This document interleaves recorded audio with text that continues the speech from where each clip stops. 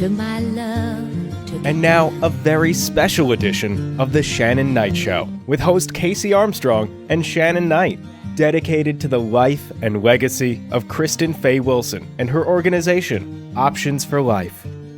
Shannon Knight. Hi. How are you doing? I'm so happy to have you back on. I know this is a very, very amazing month and time for you and for all the people that you help. Thank you so much. I'm really grateful to be on your show again. It's been 4 years to the date. 4 years. I remember it. It was September, of course. The book was coming out, and your story was so awesome that we put it in as number 11, and that was an awesome time. Do you think back at that time sometimes? I do. It was 9/11. I'd never been to New York. I remember it like it was yesterday, and I was surprised that it was 4 years ago. All the pictures, the videos came up. I just posted them on Facebook. I clicked on it. And I remember being at your radio station when we were promoting your book, Simply Amazing. Can you believe it? I mean, 4 years. I know. Casey, I have 7 grandchildren now. And 11 years. There's so much stuff that the audience doesn't know that I want to tell, but it's so much. Well, you know, when I think about how grateful I was 4 years ago celebrating on WMAP radio, now we're at 11 years. And the story is just even greater because I've met so many other survivors. And listening to them helps me reflect on my own journey and what I've been through. And I feel more blessed than ever before being part of your Simply Amazing book, Chapter 11. I got the nickname 11 now because of that, which I love. Very endearing. But they shared in your book how courageously they overcame severe and life-threatening challenges, showing us through their experiences, just like I try to do with my own experience, how it isn't just being a survivor. A 2-time survivor, might I add. Thank you, stage 3 and stage 4. It was scary the first time, and getting it the second time, boy, let me tell you, you're not living in autopilot anymore. Every day matters. And I think that's what really prompted me to write my own book, Grateful Heart. I think that even you can relate to that with your own personal story. We've all got something that we've had to push through, and what we do with that is so important. Yeah. How we handle it. Yeah, I mean, Grateful Heart is helping so many people. Not only that, but when you do this thing in the morning, you talk to other survivors in the morning at Coffee with Shannon. Yeah, I want to do that again, actually. You know, COVID-19 really, I'm realizing now more than ever, that it took a toll on a lot of people and what they were doing out there. We kind of just put our heels in the ground and stopped.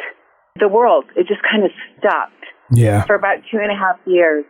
And I see people starting to slowly get back into the swing of things. But it did that to me, too. It just halted everything. It really did. I mean, if you look back, you know, I was saying in the beginning that this is 11 years. This is 11 years that, thank God that you're celebrating 11 years of, you know, when I put it together in that book with the Holocaust survivor and the parents of the autistic kid, and then your story 4 years ago, and now the fact that you're celebrating 11 years of beating lights out, as I call it, and I can say it now. You were at the, as they say, you know, they thought that you might not have made it, and that kind of scares the hell out of me. But here you are 11 years later. What does that do to somebody? How do you feel about yourself? I mean, it's just like, it's got to be an incredible feeling, you know? Well, the other day I was thinking about, sometimes it hits me like a punch in the stomach because something will trigger me, and I'll remember the conversation with the doctor, and my daughter sitting there diligently recording everything so that she could play it back for me in case I didn't hear something. And she's only 18, and he's telling her and me that I've only got 3 to 12 months to live. This was September 2010. And look at now. He didn't know what I was going to do. He didn't know that I was going to find alternative cancer treatment. He didn't know that there were other options and I would go to CMN Hospital. He literally thought that that was a fact. I had cancer in my lungs, my bones.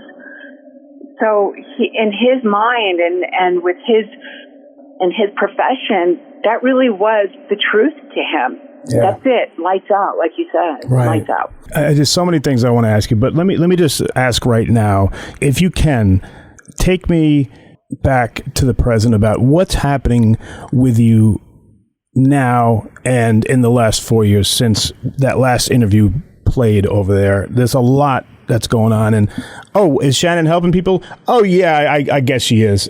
That's definitely going to happen. But take me through it. Last 4 years up until now, what are you working on and what's going on with you?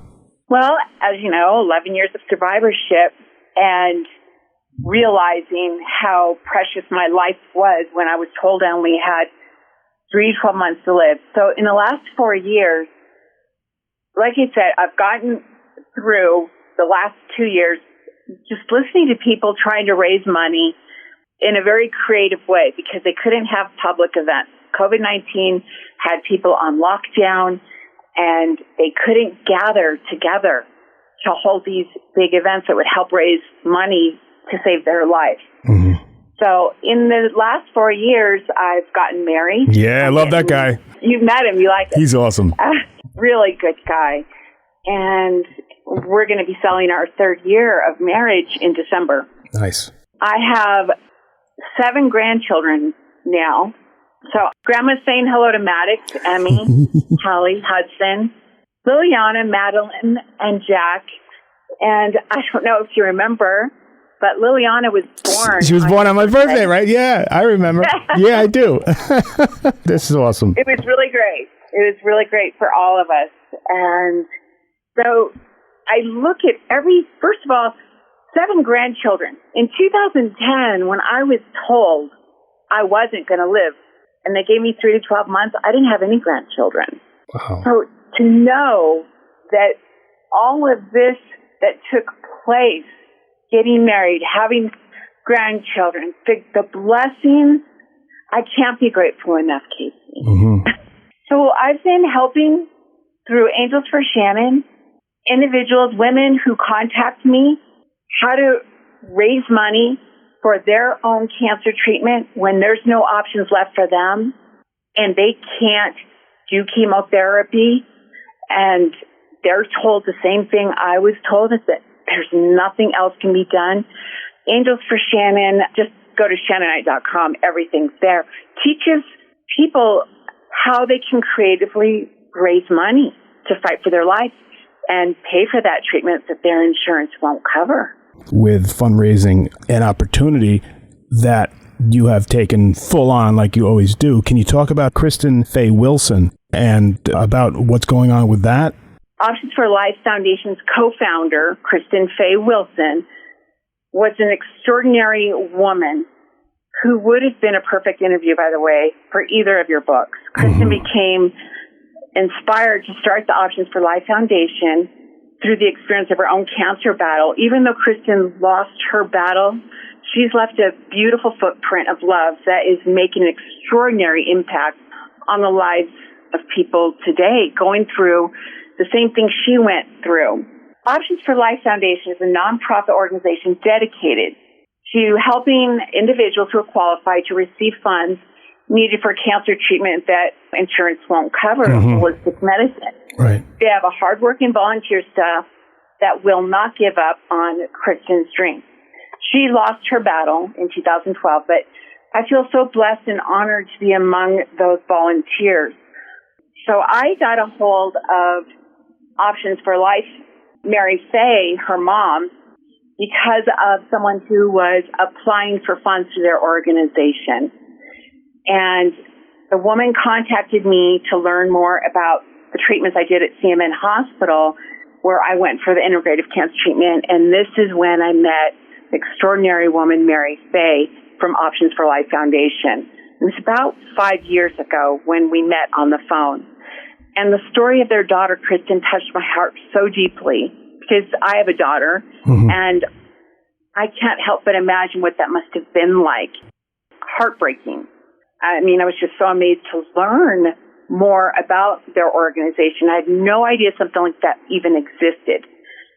An organization where the money they raised was strictly for helping cancer patients basically have hope and go after the healing treatment that went beyond conventional medicine. So when a doctor says there's nothing else they can do, like they did with me. Right, but you went out and did something else. Yeah, they didn't give up. So they've got other options, and the perfect name, Options for Life Foundation, because that's exactly what they do. They help raise money for other options that insurance will not cover. I see. And there's a fundraising event that's coming up in October at the 13th? Yeah, October 13th. It's a gala red carpet casino event. Everyone is invited. We accept corporate sponsorships, online donations, and of course the purchase of tickets for this event will go to help save lives. Nice. And we're really excited about it. I'm going to be coming out there from Wyoming, and we hope to get a full house. It's been a long time, Casey, since we've done an event. 2019, when they had a golf tournament, and this is just a great time for us to get out again. People are starting to get out and about, and it feels really good to have that freedom to be able to hold an event like this. Wow, that's awesome. I think about it sometimes, and I don't know what it's like to go through what you have, but after 11 years, physically, how does it feel to get that second chance, a third chance? I feel fantastic.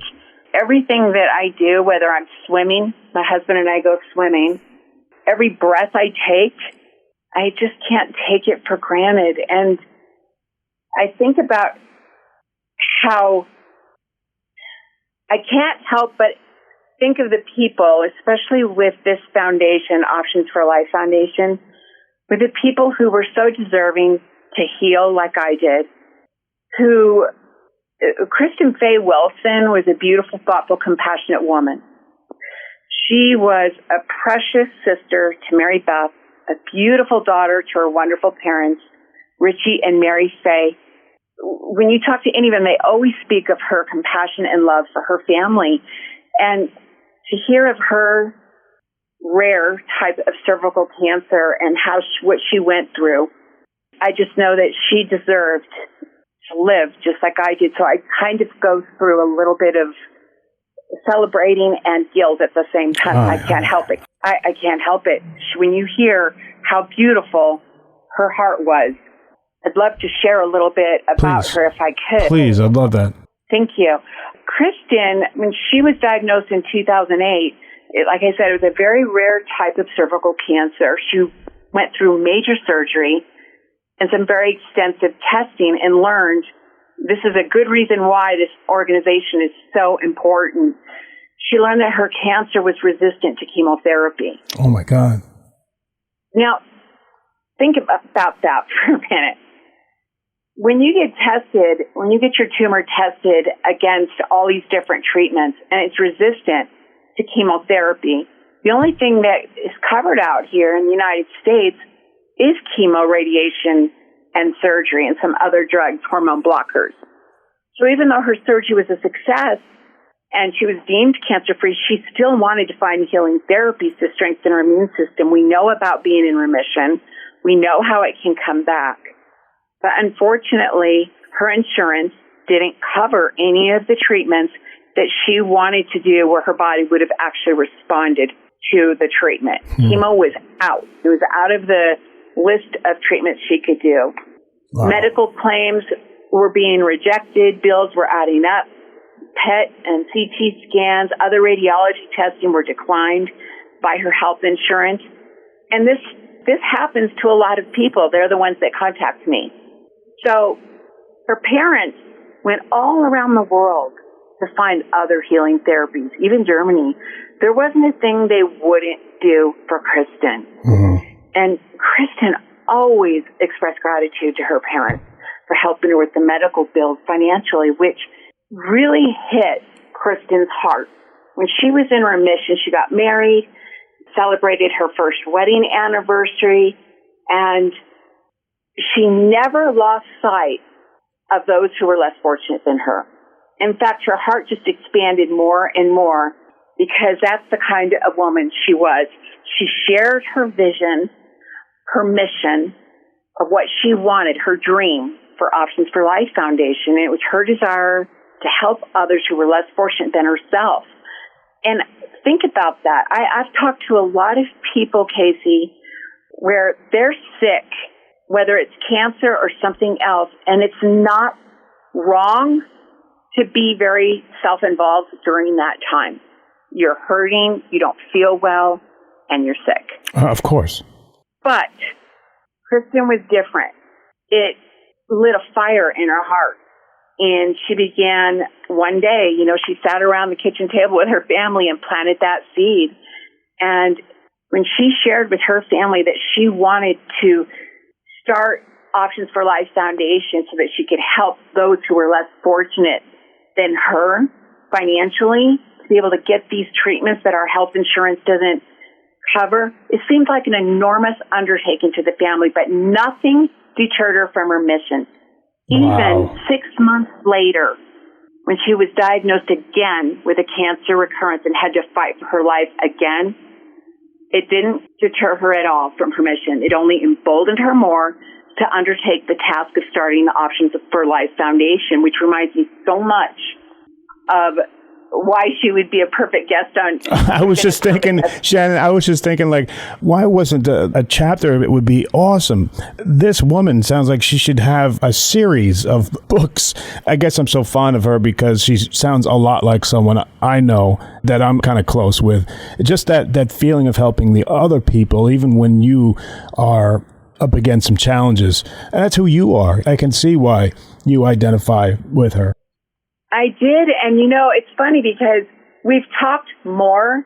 Her mom and I have talked so much more as we get closer to this fundraising event, and there are so many parallels, even a special place on the beach that Kristen went to do some deep thinking, and her family was, looking for. It was Paradise Cove in Malibu, and I wrote about that in my book, Grateful Heart, Casey. Okay. I did the same thing. Same exact beach. No way. When I was told on September 9th that it was over for me and I had 3 to 12 months to live, I took a walk and had a private conversation with God, and I hear how passionate Kristen was, and I can't help but be taken back to that time where I felt the same way, like, don't take my life, let me stay, let me help other women and men who want to fight for their life and not give up. And this is the essence of Kristen's character. Wow. And at such a young age, in her 20s. Oh, my God. She really is an angel. Yeah. I mean, heaven has truly one of its brightest and most beautiful angels right now. And I have no doubt that everyone that is on the board of directors who's carrying this mission through can still feel her passion and her desire for this to be a huge success. And sadly, Kristen lost her battle with cancer in 2012 due to unforeseen complications, not the actual cancer, which happens a lot. But still, even though Kristen did not live to see the results of her vision, she clearly laid out all the groundwork for the foundation. And she made sure her loved ones knew what her dream was to help others that were facing cancer. Kristen sounds amazing. It's like she's in action today. Her heart and passion remain in the hearts of all of us. I'm just on board right now, but their whole board of directors, they knew her mission, and therefore she's accomplished her dream long after she's passed. Wow. On her website, the Options for Life Foundation website, it's dedicated to Kristen Fay-Wilson, whose kindness, generosity, bravery, and devotion will never be forgotten. It's right on the top of their website. Shannon, have you been to that place at the beach that she used to go to in Malibu? It's so crazy that you asked me that because I want to go there and take a picture of my book on that spot. Yeah. Wow. I've got pictures of that day of me there, but I've never gone back. I've said I want to go back and talk to the doctor, not to do any blaming but I want to talk to the doctor doctor and show him, hey, I'm still here. You were wrong. Because a part of me says you should never say that to any cancer patient, even if you think they need to get their affairs in order. It's just something I think that I wish there was a better way for things to be said to patients when it seems like there's nothing else that can be done, because I do know a lot of survivors who have surpassed and gone well beyond what the doctor said. The time. You have helped so many people that have gone down this road unwillingly, and to hook up with a soul. I know now that she passed in 2012, but I guess I'm in my old age, I'm finding something about energy, you know. Kristen's still around here, and there's a bond that you guys have, and Kristen is still affecting so many people. Maybe we can't talk to her, or I can't meet her or interview her, but I got a feeling she's still around. You know, something else, when you interviewed me in 2018, I didn't tell you at the time because my dad wanted to keep it private, but you dedicated a song for me to my dad. And my dad was fighting cancer at the time. He was stage 4. And he didn't want anyone to know, so it was really hard for me to be on your show. Oh, my God. When we were talking about survivors and not mention my dad. But 8 months later, after my interview with you, after we talked about cancer in my family, after we dedicated a song to him and even shared some insights, you know, from him on your show, he passed away and lost his battle May 31st of 2019, that following year. Wow. Well, the reason I brought up my dad is his name is Robert DeConti, and I can say his name now. He taught at Chaminade in West Hills, California, and there's a connection with Mary Fay and her daughter going to that school and having him as her teacher. No way. Yes. Wow. We only just found that out. That is crazy. So when you talk about you're getting old and you think there's some energy and a connection, we're wondering the same thing. Like, how did we all connect? We were going through old emails and trying to figure this all out. Her daughter and my daughter doing some reflective thinking on the same exact beach, looking at the same exact rock that's known there. I mean, pick a spot, pick a rock, Casey, and you'll understand what I'm talking about. Pick a school, pick a teacher. These coincidences, what are they? Yeah, no, I know what you're talking about. So I feel the connection. Like you said, I feel I'm always trying to be respectful of people who have lost loved ones to cancer and their specialness of their situation. You know, it's so hard to talk to people who have lost a loved one because it's a territory that you tread very softly. Right, yeah. But so many times I've wanted to say, I can relate, or I feel like she's guiding us or helping us. And there's just this respect and honor that I have where I've kept my mouth shut over the years.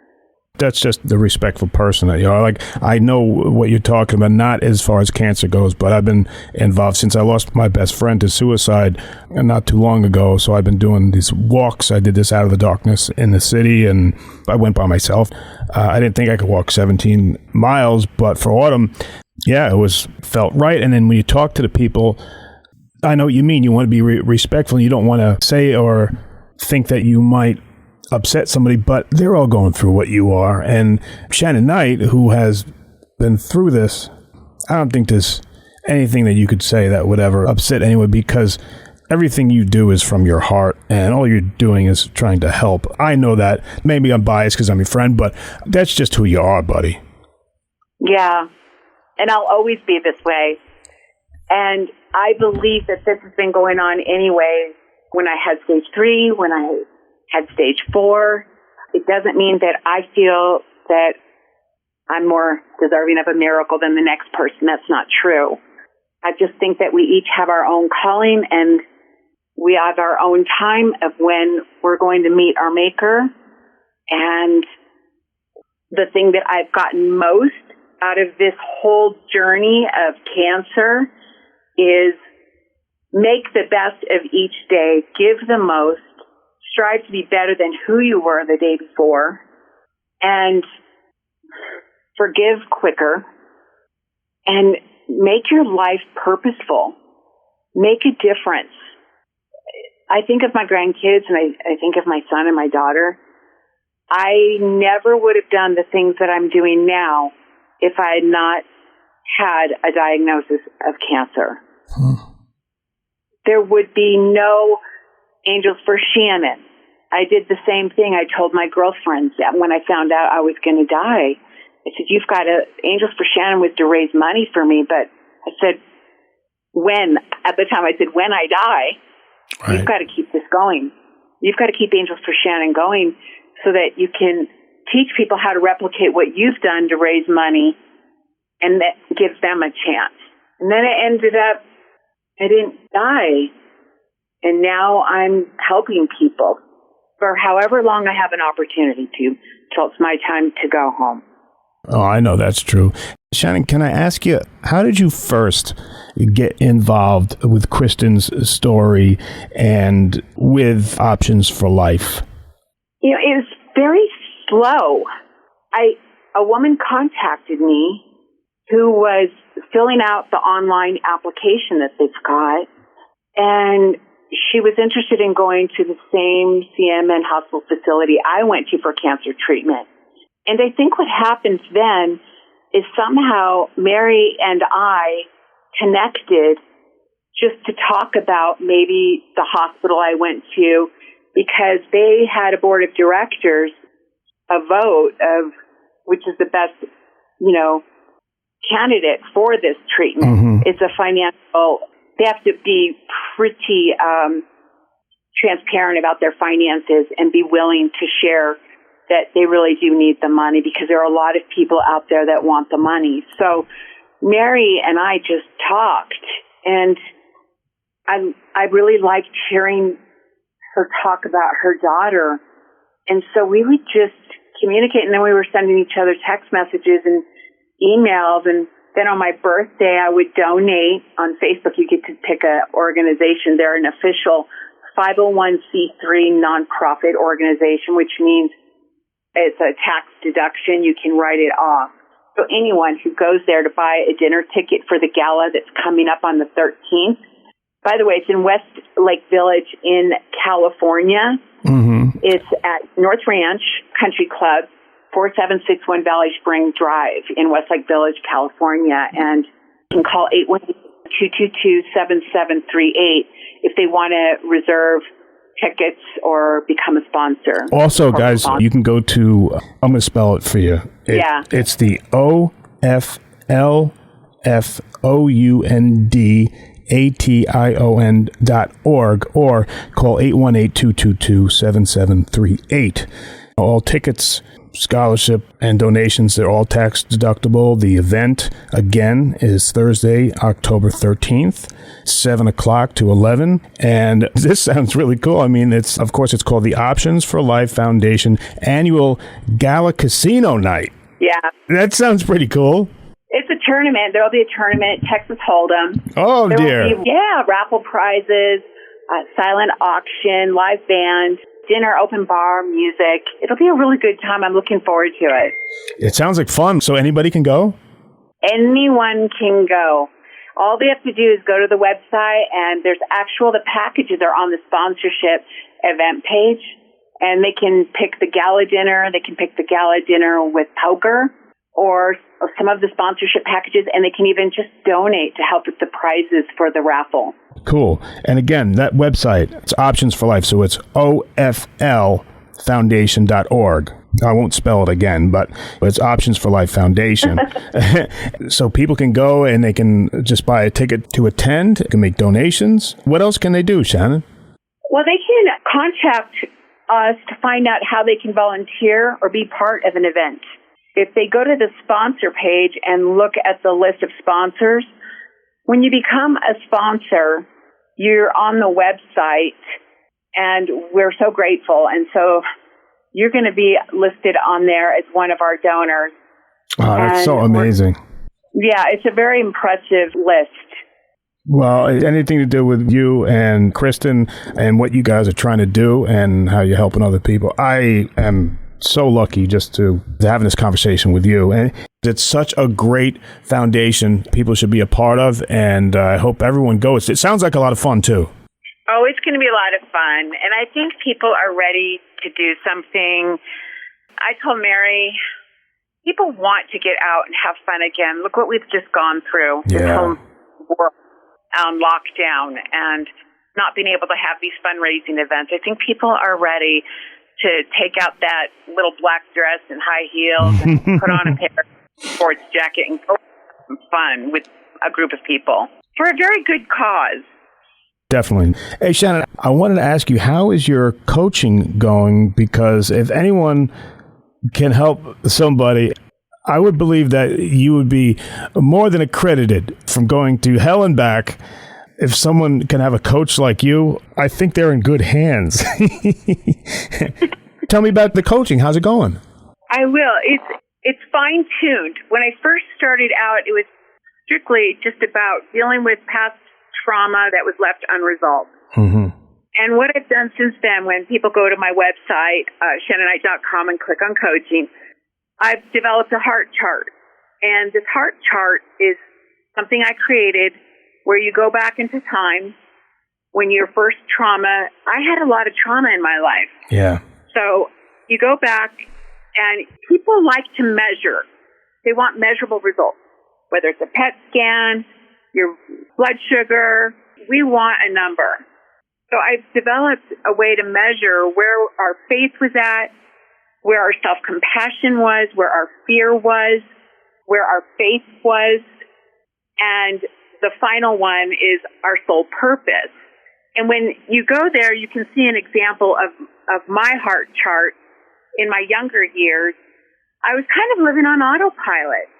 And so a lot of women that are doing this, and I have a couple of men clients that are doing this heart chart, they're realizing they've come a lot further than they realized. The self-compassion component of our emotional healing, learning what that is my greatest focus. Because we're so hard on ourselves as we get older. Yeah. And it's learned. We beat ourselves up emotionally. We criticize. We're the worst critic in our life is in our own head. Oh, yeah. So that's my focus with my life coaching, is giving tools, assignments, worksheets, exercises, and activities, even a book with 40 days of activities, so that they can actually measure their results and see how much self-compassion they were lacking, how much more they were feeding their fear instead of feeding their faith, and how that all works together in play with finding out what your soul purpose is in life. I didn't find out what my soul purpose was until I dropped the critic, kicked her out of my head, till I would start feeding my faith, and all of it started to shift. So these people are learning that it's actually something intentional. You can't be self-compassionate on autopilot. We tend to be more critical than people we have in our lives to ourselves. That makes sense. So that is how to help people shift and start having more self-compassion. There's people that we have pushed out of our lives because they're too critical or verbally abusive. And when they have to write down their thoughts in their own head and start recognizing their own self-talk, it's pretty extraordinary how much they didn't realize they were lacking in self-compassion. And that awareness, that self-awareness, is the greatest part and the greatest reward in my coaching, is to watch that unfold with each of my clients. Wow. Tell people again how to get a hold of you and how that process starts. Do you do like a consultation or something? You talk on the phone to see if you're a fit? Yeah, I have a website, ShannonKnight.com. And when you go there, since I've last talked to you 4 years ago, I've really changed everything. I used to have several different websites. Now you just go to ShannonKnight.com. You can click on the coaching. I do retreats. Haven't had a retreat in 2.5 years either due to COVID. Right. So I'm looking forward to doing it again. 3-day retreats. That's where Angels for Shannon to learn how creative ideas on how to fundraise for alternative or integrated treatments. That's the best way. It's even got my phone number, so someone can call to learn more. Okay. We'll be talking again, Shannon, but I want people to know that it's going to be 7 o'clock, that specific time, Thursday, October 13th, North Ranch Country Club, 4761 Valley Spring Drive in Westlake Village, California. For more information, please go to oflfoundation.org and ShannonKnight.com. Where else can we get a hold of you, Shannon? They can contact me at my email, info@ShannonKnight.com, or if they want information about my life coaching, they can just go to ShannonKnight.com, read my package prices and retreat, and get all the information they need right there on my website. Don't forget about the book either. Shannon is the best-selling author of Grateful Heart, Memoirs of a Cancer Survivor. Shannon, you're just a great guest, and can't wait to talk to you more about this. You know, I'm even thinking about even coming out there for this. I'm in New York, but sounds like such a great opportunity, and sounds like this foundation is amazing. So, Brother's going to be there. He's a photographer. He has his own business. Nice. I would love to see you there. I think that everybody else would too. I would love to have you hosting it on your radio show. But, you know, it is a long way. Yeah, it is. But for the listeners, you can count on Shannon coming back here. We'll see if we can get some more people from the foundation with Shannon to come on to talk about this great event and how you guys can get to go and support and donate and just be a part of something bigger than us. Hey, Shannon, it's been such an amazing time, always is, talking to you, but let me give you the last word here. I don't know if I ever told you, but my grandmother, who I love and I miss, she used to say whenever she wanted to hear from me or my opinion or something, she'd go, Casey, you have the floor. And that meant no one could talk but me. So I'm going to say, Shannon, in the words of my grandmother, Helen van Beckendorf, she was German. She was amazing. Anyway, Shannon Knight, you have the floor. Well, thank you. I just want to let everyone know, please go to Options for Life Foundation website. Go to oflfoundation.org. Take a look. If you can't make it, your donations are just so greatly appreciated to help out with individuals who are just really desperate to get the cancer treatment that they need and get the finances. You are such a support, so important, and it makes you an angel, truly, when we help save someone else's life. To get a hold of me, go to ShannonKnight.com. You can read my story, and if you've got cancer and you're feeling like it's hopeless, I just want you to know it's never hopeless. I have talked to so many people who have a diagnosis of cancer. And, you know, after talking with them and sharing what I went through, how I coped with it, and how I do understand what it's like to get a diagnosis. I mean, you are facing a wave, a tidal wave of decisions, one right after another. And they're tough because we don't get a promise for any path that we choose to get the healing treatment. We have to we can have family members advising us, doctors recommending cancer treatment to us, but we never get a promise for whatever path we choose. And we don't usually just hit one crossroad. It's one crossroads after another. And the way I look at it, we're faced with an enemy that we don't really understand. We've got to choose our arsenal, and we've got to go to battle. And even though we've got a lot of people, a lot of loved ones supporting us, I know what it's like to be laying in bed alone at night, thinking about what am I going to do next, or am I going to be it? I'm a person that you can talk to that will help you work through those feelings that will help you find real tools to cope. They're not just in my book, Grateful Heart. I have my life coaching program has, from the very first session, activities and worksheets that can help you. For instance, I'll give you a takeaway. A lot of people don't realize that we are triggered with trauma. I have developed a way to trigger happiness. I needed to do that for myself. So I would go back into time. I made a music list. It's got 235 songs. You can look up Shannon Knight, Spotify, and it literally says my feel-good music playlist. It's got stuff from Saturday Night Fever, from when I was a teenager, with no bad memories connected to it. And when I'm feeling scared and I've had to go to a doctor's appointment, you turn that music up, and it changes your physical frequency. Remember you were talking about that, Casey? Yep. It's all energy. It changes your energy.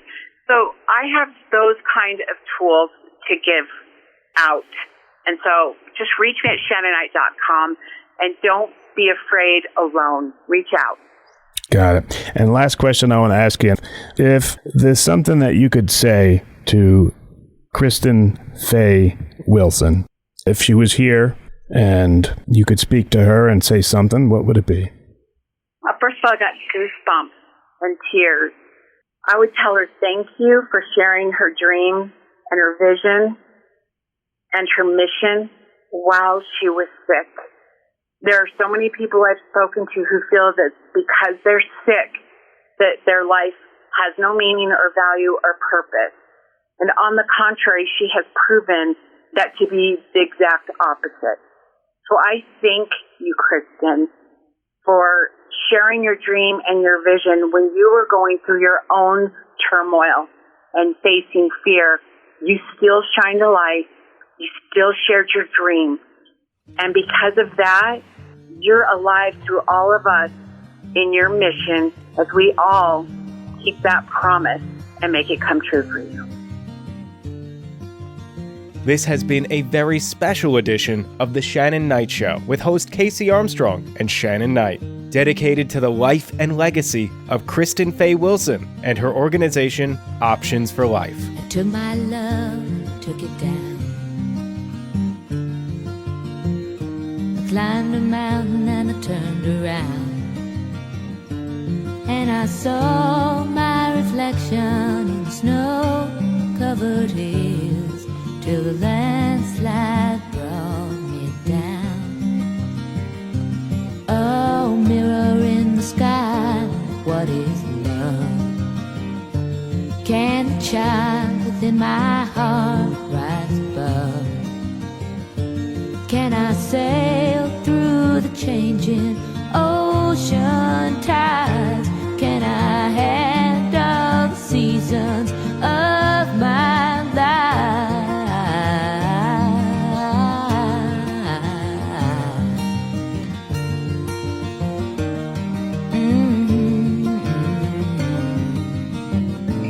Well, I've been afraid of changing, 'cause I've built my life around you.